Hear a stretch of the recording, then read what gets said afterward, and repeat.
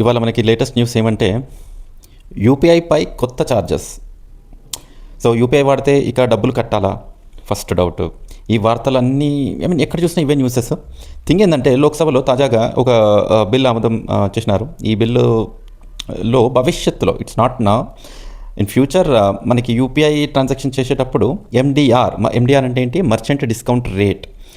వీటిని విధించే ఛాన్సెస్ ఉన్నాయి. ఓకే, సో ఇవి ప్రయర్గా తీసి పెట్టుకుంటుంది తెలివిగా గవర్నమెంట్. సో ఇప్పుడు ఉపయోగపడకపోయినా కానీ in future all of sudden ఈ ఎండిఆర్ అనే దాన్ని ఛార్జెస్ని ఇంప్లిమెంట్ చేసే అవకాశాలు చాలా ఉన్నాయి.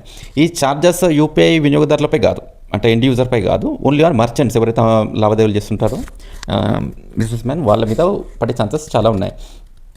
సో ఇక మన ఫైనాన్స్ మినిస్టర్ నిర్మలా సీతారామన్ కూడా స్పష్టం చేశారు ఎస్టర్డే తన ట్వీట్ ద్వారా.